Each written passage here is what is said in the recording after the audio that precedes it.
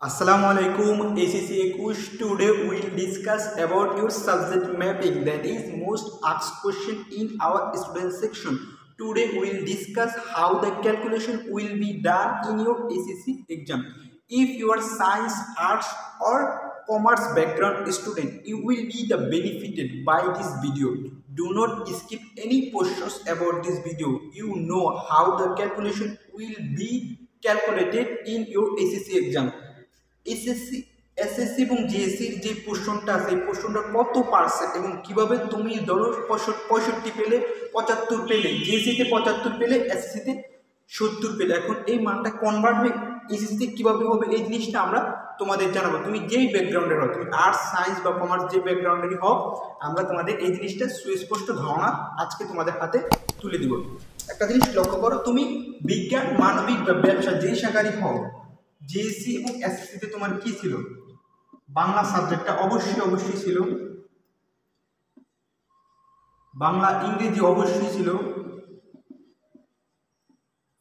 ICT that is কি তথ্য যোগাযোগ প্রযুক্তি, এই তিনটা সাবজেক্টে তোমার অবশ্যই ছিল, তাই নয় কি?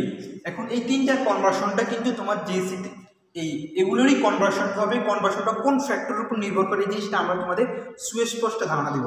লক্ষ্য করো, জেএসসির ক্ষেত্রে তোমার কি হয়? জেএসসির ক্ষেত্রে এখানে নেয় 25%। জেএসসি ধরো তুমি 65 পেলে 65 থেকে 25% নেব, এবং এসএসসি থেকে নিবে কি 75%। ধরো তুমি 80 পেলে, এই 80 75% নেবে। ধরো এখানে জেএসসির মার্ক তোমার, এখানে এসএসসির মার্ক, রাইট? ধরো তুমি জেএসসিতে কিন্তু মার্ক দেয় না, গ্রেড দিয়েছে বেশিরভাগ ক্ষেত্রে, যতদূর আমি জানি। সেক্ষেত্রে ধরো তুমি জেএসসিতে বাংলায় A+ পেলে, তাহলে তোমার দাঁড়ায় কত? 80।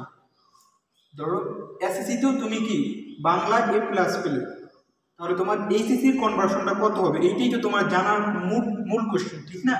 এখানে তোমার কত হবে? এই যে 80-এর 25% কত? 80-এর 25% 20, আর এসএসসির 80-এর 25% কত? 60। তাহলে তোমার দাঁড়ায় কত? 80। তাহলে তোমার এসএসসিতেও কি 80 আসবে কোশ্চেন। এটা তো সহজ হিসাব। এখন ধরো ইংরেজি, হ্যাঁ, ইংরেজির ক্ষেত্রে তুমি কত পেলে? এই জিনিসটা ধরো, ইংরেজিতে ধরো তুমি 70 পেলে জেএসসিতে, এসএসসিতে কত পেলে? 65 পেলে, তাহলে তোমার এইচএসসিতে কত আসবে? এটা কি তোমার খুব বড় একটা কোশ্চেন। দেখো 70-এ তুমি জানো যে 100-তে তোমার কত? 25, যেহেতু জিএসসির ক্ষেত্রে ইট ইজ কি due to JSC mark GSC, তাহলে একই কত দাঁড়ায়? 25/100। সুতরাং 70-এর জিনিসটা কনভার্সনটা কোথায় যাবে? 75 × 70 / 100, তাহলে 25 100, কেন কত? 4। 4কে 70-এর মধ্যে দিলে কত? 40 থাকে 30, 7 28, 28, তাহলে 17.2 সামথিং এরকম, 17.2। তাহলে তোমার এই 70-এ কত আসে জিএসসির ক্ষেত্রে? 17.2।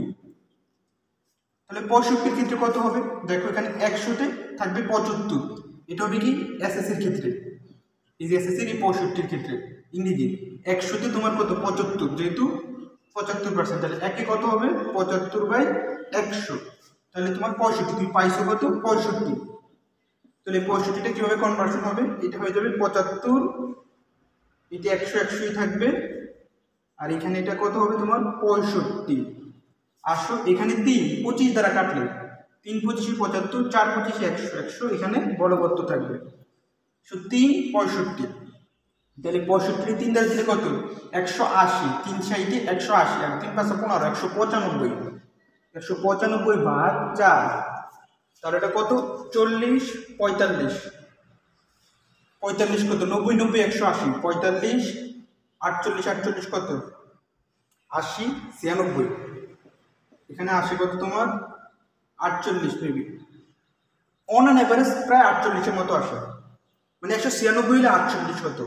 47.8। ধরো এখানে তোমার আসলে কত? 47.8। তাহলে হিসাবটা দেখো, এখানে 0.2 কত হয়? কত আসে? এখানে 1, তাহলে এটা এখানে দিয়ে দাও, তাহলে এখানে আমরা কত আসে? 48, আর এই কত? 17। 48 আর 17 কত দ্বারা? 55, 55 আর 10 কত? 65। তাহলে তুমি এইচএসসিতে কত পাবা? এইচএসসিতে ইংরেজিতে যদি তোমার এই মার্কটা বরাবর থাকে, কোন মার্কটা? ইংরেজিতে জিএসসিতে 70, এসএসসিতে 65 থাকে, তাহলে এটা তোমার এইচএসসিতে গিয়ে কত হবে? 65 হবে। দেখো ইফেক্টটা কি, তোমার এসএসসি রেজাল্টে যেরকম পাইছো মোটামুটি এরকমই পাবা, 65 কিংবা 66 পাবা, যেহেতু সিংহভাগ পার্সেন্টেজ তোমার এসএসসি মার্ক থেকে নেওয়া হয়। ঠিক তদ্রুপভাবে তুমি আইসিটিতে যত পেয়েছো এটাকে এইরকম কনভার্সন করে কিন্তু তুমি তোমার ক্যালকুলেশনটা ডান করতে পারবে। এখন আরেকটা সবচেয়ে আস্কড কোশ্চেন, যে চতুর্থ বিষয়, এটা নিয়ে অনেকের দোয়াশা আছে। দোয়াশাটা ক্লিয়ার করাবো কিভাবে? যেহেতু তোমার এসএসসিতে চতুর্থ বিষয় ছিল বাট জেএসসিতে চতুর্থ বিষয় ছিল না, এটা কিভাবে করা হয়? এই ক্যালকুলেশন অনেকের দোয়াশা রয়েছে। চতুর্থ বিষয়ের ক্ষেত্রে লক্ষ্য করো, সায়েন্সের ক্ষেত্রে কি থাকে? সায়েন্সের ক্ষেত্রে হয় হায়ার ম্যাথ, না হয় কি biology, higher math or biology. আসো বিজ্ঞান আর ব্যবসা শাখা, মানবিক আর ব্যবসা শাখা, মানবিক আর ব্যবসা শাখার ক্ষেত্রে কি থাকে? মোটামুটি কৃষি শিক্ষা বা রাষ্ট্র বিজ্ঞান, দুটোই কৃষি শিক্ষা। এই জিনিসটা কি, এই জিনিসগুলো তুমি টোটাল পাবা কোথায়? তোমার এসএসসিতে পাবা। এটা তোমার জেএসসিতে চতুর্থ বিষয় নাই, তাহলে 25% কোথা থেকে নেবে?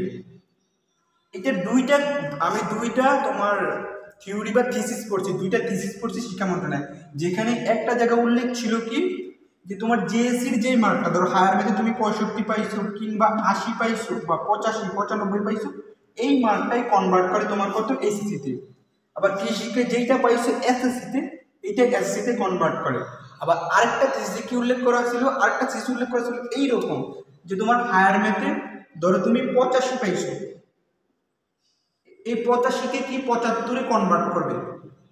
আর আরেকটা জিনিস তোমার মাথায় রাখতে হবে, যে বিজ্ঞান বিভাগের ক্ষেত্রে তোমার বিজ্ঞান একটা সাবজেক্ট ছিল, কোথায়? জেএসসিতে কি তোমার বিজ্ঞান সাবজেক্ট ছিল। এই যে বিজ্ঞান সাবজেক্টের মার্কটাকে 25%-এ কনভার্ট করা হয়।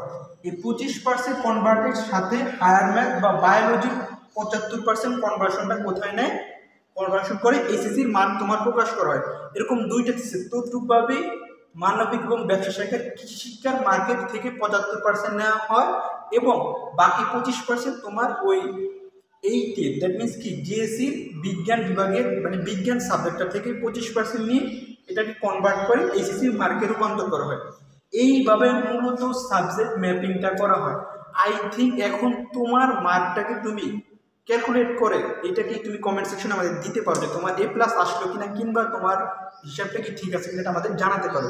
এভাবেই মূলত ক্যালকুলেশন করা হয়। এখন তোমার কোনো কোশ্চেন থাকলে আমাদের জানাতে পারো এবং তোমার যেই মার্ক আছে ওই মার্কটা হিসাব করে তুমি এখন কিন্তু ক্যালকুলেশনটা ডান করতে পারো। আজকের মধ্যে পর্যন্তই, তোমরা সবাই ভালো থাকো।